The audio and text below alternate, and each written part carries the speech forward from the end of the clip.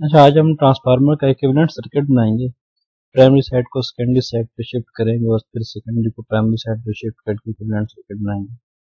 ठीक है, उसके बाद फेजर डायग्राम बनाएंगे। इक्विवेलेंट सर्किट बनाने के लिए हमें सबसे पहले ट्रांसफॉर्मेशन रेशियो पता होना चाहिए। ट्रांसफॉर्मेशन रेशियो क्या होता है? K is equal to V2/V1 या N2/N1 या I1/I2। ठीक है, लेकिन अगर रेजिस्टेंस की बात करें, इंडक्टेंस की बात करें और कैपेसिटेंस की बात करें तो K square is equal to होता है R2/R1। ठीक है, K स्क्वायर किसके इक्वल होता है? R2/R1 का। ठीक है,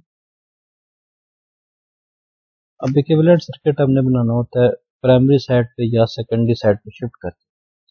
अब इन दोनों को अगर सेकेंडरी साइड को प्राइमरी साइड पे शिफ्ट करें तो प्राइमरी साइड का इक्विवेलेंट सर्किट बनता है ना। अब इन दोनों को अगर प्राइमरी को सेकेंडरी पे शिफ्ट करें तो सेकेंडरी साइड का इक्विवेलेंट सर्किट बनता है। इक्विवेलेंट सर्किट बनाने के लिए देखो, मैंने अभी आपको बताया कि K square is equal to होता है R2/R1। ठीक है, अब जब एक साइड के रेजिस्टेंस को दूसरी साइड पे शिफ्ट करते हैं तो R2/R1 जो है, इसमें हम R2 को अगर शिफ्ट कर रहे हैं प्राइमरी साइड पे तो उसको हम R1 की जगह रखते हैं R2 डैश। ठीक है, R2 डैश का मतलब होता है कि वो रेजिस्टेंस जो हमने शिफ्ट कर रहे हैं सेकेंडरी साइड से प्राइमरी साइड।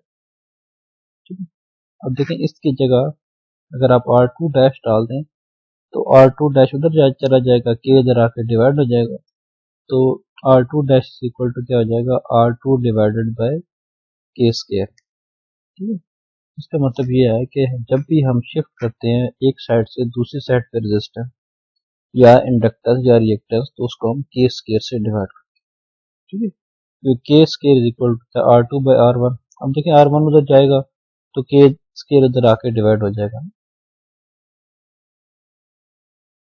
तो सेकेंडरी साइड तो जो प्राइमरी साइड पे शिफ्ट करने के लिए K स्क्वायर से डिवाइड करना। अब यही किया R2 डैश का मतलब क्या है? जो सेकेंडरी साइड की इक्विवेलेंट है प्राइमरी साइड, तो क्या करते हैं R2/K स्क्वायर कर दिया। X2 डैश यानी कि जो सेकेंडरी साइड की जो शिफ्ट होती है प्राइमरी साइड के ऊपर, X2/K square. Z2 dash secondary side की प्राइमरी साइड, Z2/K स्क्वायर। ठीक है, अब करंट का हिसाब उल्टा होता है ना। अब वोल्टेज की बात करें तो E2 is equal to E2 by simply किया जाएगा ना। इस तरह I2 डैश की बात करें तो K इंटू I2 की करंट जो होती है K is equal to I2/I1। I1/I2 होते हैं, ठीक है, I1/I2 होते हैं तो I2 जो है उधर जाके K से मल्टीप्लाई हो जाएगा। यही काम कि ये R2 डैश है, ये X2 डैश है, ये हमने क्या कर दिया? रेफर टू प्राइमरी, यानी कि प्राइमरी साइड पे शिफ्ट कर दिया। सारे प्राइमरी साइड पे शिफ्ट करने के लिए सारे को K स्क्वायर से डिवाइड करना पड़ता है। अगर यही काम अगर आप प्राइमरी साइड की बजाय सेकेंडरी साइड पे शिफ्ट करें तो फिर क्या करेंगे? देखो ना, ये R2/K आ गया ना, अब इसमें से R2 की वैल्यू निकालनी हो तो ये क्या हो जाएगा? R1 into K square. मतलब जब आप प्राइमरी साइड पे शिफ्ट करते हैं, ठीक है, ये देखो R1 को प्राइमरी साइड वाले को जो है सेकेंडरी साइड पे शिफ्ट किया तो R1 डैश आ गया, इसके साथ क्या हो गया? केस R1 के साथ K स्क्वायर मल्टीप्लाई हो गया। इसी तरह X1 को जब हमने सेकेंडरी साइड पे शिफ्ट किया तो X1 डैश आ गया, तो वो क्या हो गया? K स्क्वायर से मल्टीप्लाई हो गया। इसी तरह Z2 क्या हो गया? K स्क्वायर से मल्टीप्लाई। वोल्टेज भी मल्टीप्लाई हो गया ना, लेकिन करंट के साथ उल्टा सीन होता है, करंट क्या हो जाएगी? डिवाइड हो जाएगी।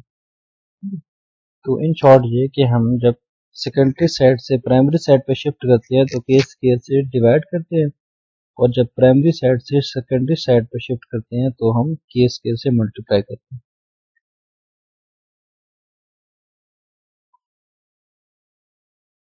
अच्छा, अप्रॉक्सीमेट इक्विवेलेंट सर्किट देखिए। अप्रॉक्सीमेट इक्विवेलेंट सर्किट में हम क्या करते हैं? ये जो मैग्नेटाइजिंग कंपोनेंट है ये, इसको हम खत्म करते हैं। ये R2 R0 डैश है, XO डैश है ना, इसको हम क्या करते हैं? खत्म करते हैं, इसको इक्वल टू जीरो कर देते हैं। हम कहते हैं कि ये फुल लोड का 1% देता है, ये खत्म करके इसका अप्रॉक्सीमेट इक्विवेलेंट सर्किट होता है।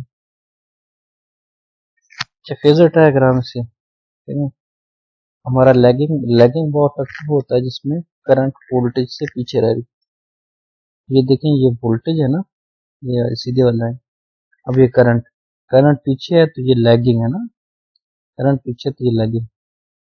अब देखें वी एस ये है, तो रेजिस्टेंस का जो ड्रॉप होगा, क्योंकि रेजिस्टेंस जो है वो एंगल के साथ कुछ नहीं करती, तो इस वोल्टेज में आई आर जमा कर देंगे। हेड टू टेल रूल से क्या हो जाएगा, इसको हम शिफ्ट कर देंगे, इसकी टेल इसके हेड के साथ जोड़ देंगे। ठीक है, बिल्कुल उसी तरह यहाँ से इसके पैरेलल में उठा के हमें यहाँ लगा आई आर है ना। इसी तरह जो रिएक्टेंस का ड्रॉप होगा वो आई इंटू एक्स हो जाएगा है ना। अब अगले वाला इसके साथ आएगा, रिएक्टेंस में क्या होता है, प्लस 90 डिग्री होता है, आई इंटू एक्स। जहाँ से अगर आप ये सीधी लाइन है, जहाँ से यूं समझें, इसके साथ ये 90 डिग्री ये बनता है। अब ये तीनों आपस में ऐड अप हो जाएंगे, ये तीनों आपस में ऐड ये वाले बन, ये टोटल वोल्टेज बन जाएंगे। अगर यूनिटी पावर फैक्टर हो, यूनिटी पावर फैक्टर में क्या होता है, वोल्टेज और करंट इन फेज होते हैं। इसी तरह वोल्टेज और रेजिस्टेंस के साथ मल्टीप्लाई करके सीधे से ऐड हो जाएगा, जो रिएक्टेंस का उसके साथ 90 डिग्री बन जाएगा और ओवरऑल वोल्टेज क्या हो जाएंगे, ऐड अप हो जाएंगे। तो इसको हमने क्या कहते हैं, वी पी बाई के, यानी कि वो सेकेंडरी साइड के इक्विवेलेंट बनाने के लिए वी पी बाई के कह दिया।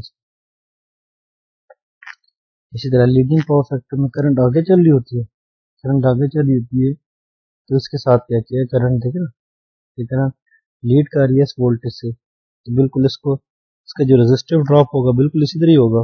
हमने क्या कर दिया, इसी के साथ हेड टू टेल रूल से यहाँ इसको ऐड अप कर, ये वही चीज़ है, उसके पैरेलल में हमने यहाँ पर बना दी है आया। इसी तरह इंडक्टर का जो ड्रॉप है इसके इसके साथ 90 डिग्री पे बना देना, इसके साथ 90 डिग्री पे बना दी, और इन तीनों को आपस में ऐड करके हमारे पास टोटल वोल्टेज जो है बने। नॉर्मली क्योंकि लैगिंग पावर फैक्टर ही होता है, तो लैगिंग को ही ज्यादातर डिस्कस किया जाता है। लैगिंग पावर फैक्टर में वोल्टेज से करंट लैग कर रही होती है, तो करंट के साथ ये रेजिस्टिव ड्रॉप है ना, और ये क्या है, इंडक्टिव ड्रॉप है।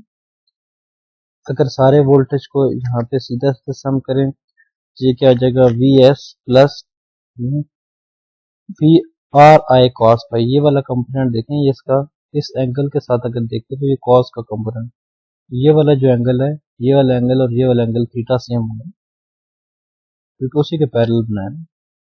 तो ये आर आई का ये कॉस कंपोनेंट है ना, इसी तरह ये इसके साथ 90 डिग्री बना रहा है, तो ये वाला एंगल वही हो जाएगा ना, सामने हम देखें ना, यहाँ से सीधे वाले पे लाइन होगी, इधर वाला एंगल भी चीटा है और इधर वाला एंगल भी चीटा है, तो ये आई एक्स ये वाली है, आई एक्स के साथ ये कौन सा कंपोनेंट होगा, एंगल से अपोजिट वाला, तो साइन आ जाएगा आई एक्स साइन थीटा।